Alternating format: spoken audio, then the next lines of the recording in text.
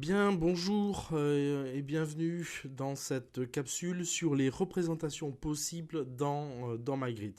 Alors, ce qu'on va voir ensemble, c'est les différents types de données qui peuvent être cartographiées et les symboles, les représentations visuelles que vous allez pouvoir obtenir avec MyGrid avec vos différents types de données. C'est pour cette raison que comme on le fera ou on l'a déjà fait avec Fil-Carto, je vais vous présenter assez rapidement en réalité les différents types de représentations possibles et les différentes boîtes de paramétrage qu'il est possible de configurer donc dans le logiciel en question. Ici, nous sommes sur MyGrid.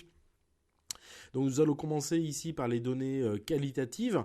Alors dans les données qualitatives, nous avons en fait assez peu de... nous en avons en fait deux, vous les voyez ici. C'est d'une part les données... alors à gauche, vous avez ici des symboles donc qu'on peut associer à la variable visuelle forme, vous vous en souvenez peut-être. Alors ici, dans cette variable visuelle forme, on va avoir comme choix en réalité de pouvoir simplement choisir le type de symbole qu'on veut construire. Donc vous voyez que ici on a dans cette boîte de dialogue la possibilité de choisir son symbole. On peut même, vous le voyez, apporter son propre symbole. Donc sous réserve que d'une part le symbole ou l'image que l'on souhaite apporter soit libre de droit et que deux, le fichier soit compatible et offre une visibilité convenable, mais ça il ne faudra effectivement que le tester pour effectivement le savoir. Donc ici nous serons dans ce type de représentation forme, un avion, un bus, une étoile, etc. Nous sommes donc dans des valeurs qualitatives, nominales, ponctuelles. Et donc on aura un centroïde. On aura alors centroïde, ça veut dire ici que le symbole en question se retrouvera par défaut au centre de l'unité spatiale. On peut imaginer un département. Si on cartographie les variables. Non, prenons autrement, prenons par exemple tous les départements de France. Eh bien, on peut les catégoriser ici en faisant chaque région peut avoir un symbole différent, par exemple. Et donc là, d'ailleurs, c'est le cas qui est proposé ici dans cet exemple, où on aura par exemple des régions avec un avion, des régions avec un bus, etc. Donc des choses assez simples, et le symbole se mettra au centre de l'unité spatiale de chaque département en question. Voilà, donc ça c'est en réalité assez simple. L'autre figure, l'autre type de représentation que vous voyez à droite ici, il s'agit en fait d'aplats colorés non ordonnés. Donc ce sont des valeurs qualitatives nominales zonales. Donc c'est le même, c'est la même donnée en fait que celle ponctuelle, que celle à gauche. Et ici, en termes de paramétrage, eh bien non, donc naturellement, vous aurez des différentes couleurs associées à chacun des items. Donc ça signifie quand même que dans le codage de type de données, ici, nous ayons une valeur qualitative qui soit effectivement donnée. Donc maintenant, bon, donc, nous passons à la question des données proportionnelles. Alors les données proportionnelles, la représentation proportionnelle ici va se faire avec ces trois types de représentation: le cercle proportionnel, le cercle proportionnel coloré, les lignes proportionnelles ou cartes en oursin. Alors, on va le reprendre dans l'ordre. Vous voyez que ce qui différencie les cercles proportionnels aux cercles proportionnels colorés, c'est uniquement l'élément qui est encadré ici, c'est-à-dire c'est la possibilité de pouvoir associer à un cercle un type de couleur. Donc, mais qui sera de l'ordre de la catégorisation donc du nominal. Donc d'un côté, on a un cercle proportionnel brut où il n'y a qu'une seule couleur. Dans l'autre option, vous avez des cercles avec en plus une variable nominale. Donc par exemple, on peut très bien imaginer que cette classification nominale par couleur pourra être associée à des types de familles, par exemple. Hein. Dans quel cas, on peut très bien avoir des cercles proportionnels pour différentes familles, pour 3 familles distinctes, par exemple. Alors pour revenir précisément sur la configuration dans Magritte de la création de ces cercles proportionnels, eh bien vous le voyez, il y a un champ que l'on choisit dans la barre, dans le menu déroulant. Et évidemment ici ça signifie que nous avons choisi la variable stock, voilà, ici. Sinon vous n'aurez rien, ou vous aurez d'autres variables. On peut évidemment paramétrer la taille du cercle de base. Donc là ici on a 60, mais évidemment c'est profondément paramétrable. Et si la taille vous convient, en revanche, vous pouvez y associer une valeur distincte. Donc ça veut dire que là vous avez 2 paramètres, la taille du cercle lui-même et la valeur à laquelle il est associé, sur laquelle vous pouvez jouer pour améliorer la représentation visuelle globale de votre carte. En type de symbole, vous avez en réalité assez très peu de choix. Hein. Vous avez ici un cercle ou un carré. Ça sera assez simple. Il vous suffira ensuite pour visualiser de dessiner le résultat pour effectivement avoir votre propos. La troisième variable proportionnelle, ce sont des cartes en ligne proportionnelle. Alors, c'est ce qu'on appelle vulgairement des cartes en oursin. Alors vous avez, alors ça sera l'objet c'est l'objet d'une capsule spécifique. Donc là, je vous renvoie à cette capsule qui doit être quelque part dans le dispositif que vous avez de disponible.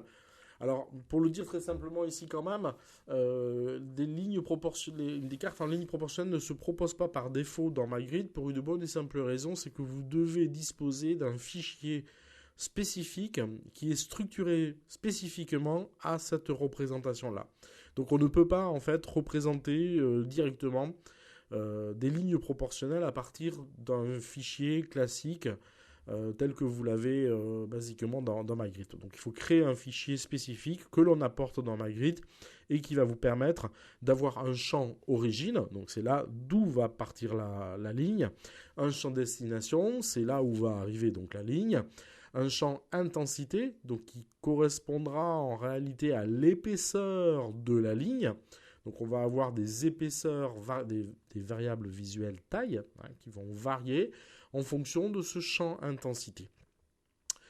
Ensuite, vous pouvez effectivement, alors même si le champ intensité est une valeur absolue, donc c'est un stock, vous voyez ici que vous avez la possibilité quand même d'apporter une discrétisation, alors qui n'est pas effectivement, qui ne correspond pas aux règles de la sémiologie classique telles que je vous l'ai apprises dans d'autres capsules ou d'autres cours magistraux.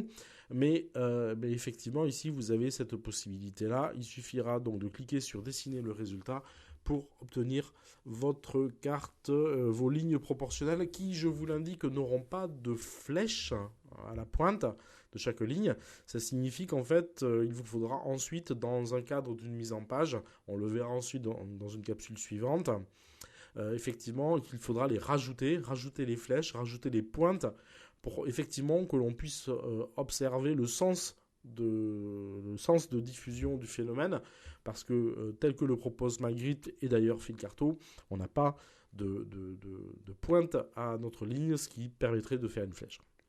C'est regrettable, mais c'est comme ça. Alors, en ce qui concerne les autres types de variables, nous avons des variables évidemment relatives. Donc ces données relatives, vous les voyez, elles sont au nombre de 3. On en a 2 qui sont très similaires. Ce sont les aplats colorés, ordonnés. Alors ensuite, on a une matrice, on verra ce que c'est précisément. Et puis ensuite, on a des cercles proportionnels colorés, qui est en fait l'apport relatif associé à la valeur absolue proportionnelle précédente. Donc, on prend évidemment dans le sens de lecture. Cercle, alors, aplats colorés, alors, qui sont liés en fait au maillage, hein, au type de fond de carte. Donc, chaque élément du fond de carte va prendre la valeur correspondante. Donc, pour cela, évidemment, dans les deux cas, il faudra choisir un champ. Donc, c'est-à-dire la donnée qui va être associée, qui va être discrétisée ensuite. Il faudra donc qu'on ait dans le typage des données, on ait une valeur relative. Et puis ensuite, vous allez ici choisir votre type de discrétisation. Donc je vous renvoie également là encore à une autre capsule pour effectivement vérifier que le résultat est bon et dessiner le résultat, vous aurez votre carte. L'autre représentation ici, alors j'ai parlé de matrice. Pourquoi ? Parce qu'en fait, la différence avec la représentation que vous trouvez à gauche ici, c'est qu'en fait, elle fait fi des maillages du fond de carte en réalité. Elle crée des petits carrés, des petits carreaux que vous voyez ici, indépendamment du fond de carte lui-même. Alors ça permet d'avoir une représentation qui s'affranchit des limites administratives. Donc ça donne une représentation zonale identique en réalité, mais avec un phénomène visuel un peu différent. Bon, ça permet... objectivement, c'est vraiment un choix esthétique, à moins que vous ayez derrière une idée particulière. Mais vous serez de toute façon... Magritte va utiliser des tailles de carreaux, vous le voyez ici, avec des formes de carreaux qui peuvent varier. On peut faire de l'octogonal, me semble-t-il. Bon, toujours est-il que d'un point de vue de la cartographie, on aura le même type de résultat. C'est profondément un choix personnel que vous devrez faire, un choix esthétique qui vous conviendra ou pas. Je pense que le sujet ici, c'est simplement de savoir si vous voulez vous affranchir des frontières intérieures ou pas. Donc notre cercle proportionnel coloré, un grand classique en cartographie. Donc vous avez effectivement ici les deux configurations. Vous avez deux valeurs, la valeur cercle et la valeur couleur. Donc la valeur cercle, elle est absolument identique à celle qu'on a vue tout à l'heure. La valeur 2 ici correspond à une valeur relative. Et donc dans le menu déroulant, vous aurez donc le choix de discrétisation exactement comme celui que vous avez dans l'aplat coloré ordonné. Donc évidemment ça c'est un grand classique, j'y reviens pas. Terminons sur les atypiques. Donc, vous voyez que c'est une capsule assez rapide. Terminons sur les atypiques. Trois atypiques. Alors ici nous avons à gauche ce qu'on pourra appeler l'isoligne, qui en fait correspond par exemple à des isoyettes, etc. Et qui sont en fait des lignes qui sont tracées là aussi indépendamment des mailles du fond de carte. C'est-à-dire que ces lignes vont se dessiner en fonction de la valeur de chacune des mailles auxquelles sont associées des données. Là ici nous aurons donc des valeurs absolues, puisqu'on est sur de la variable visuelle taille, souvenez-vous. Ici, on a la possibilité d'appliquer un diviseur qui permet effectivement de relativiser la valeur initiale. On a un certain nombre d'éléments qui peuvent être associés pour effectivement représenter peut-être plus finement votre valeur, mais ce sont des valeurs absolues zonales. Alors, notons bien quand même que l'isoligne est très intéressant parce que ça signifie que vous allez pouvoir cartographier une valeur isoligne, donc celle-ci, absolue, avec en plus, par exemple, par-dessus, des cercles proportionnels.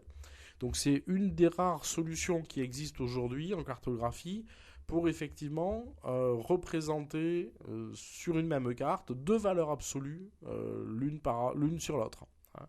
On a évidemment la solution des camemberts, et c'est du camembert ou des barres, des histogrammes. C'est justement l'option que propose Magritte ici, vous le voyez au centre, où on va pouvoir en fait sélectionner plusieurs champs absolus qui vont se structurer en fait en barres superposées.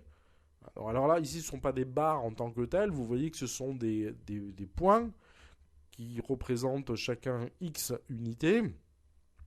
Et c'est le comptage de ces différentes unités qui vont effectivement donner la valeur totale. Donc nous avons ici 8 points. En imaginant que chaque point représente une unité, nous avons donc 8 unités, dont 2 qui sont d'une catégorie différente. Nous avons donc 6 unités population totale, 2 unités de James Bond. Bon, j'ai des données proposées par Magritte qui n'ont pas beaucoup de sens ici, mais voilà, qui vous permettent en fait de représenter une valeur absolue, plusieurs valeurs absolues simultanément sur un même objet. Alors, vous remarquerez que bon, c'est des questions de goût, si esthétique, mais vous remarquerez quand même que Magritte a un petit peu de mal à le représenter. Il n'y a pas beaucoup de paramétrage en fait de cette représentation en histogramme, donc c'est pas toujours très très satisfaisant, mais bon, vous pouvez augmenter la taille du symbole, vous pouvez augmenter le nombre de colonnes. Il y a 2-3 choses à faire. Après, on peut aussi le transformer dans un logiciel d'habillage de la carte pour l'améliorer. Dernier type de possibilité de carte atypique ici dans Magritte, qui est plutôt bienvenu en fait, qui est utile à regarder pour voir si ça donne du sens, si ça donne un sens intéressant. C'est les anamorphoses. J'allais oublier le terme. Donc vous avez ici une carte en anamorphose. Alors vous avez 2 algorithmes qui sont proposés. Vous avez un algorithme en fait qui vous propose qui a pour effet en fait effectivement de déformer l'unité spatiale par rapport à la valeur absolue que l'on propose. Et vous avez donc ça c'est le premier. Alors le premier il a me semble-t-il l'inconvénient, c'est d'éclater les mailles les unes par rapport aux autres. C'est-à-dire qu'elles ne sont pas associées, elles ne sont pas collées.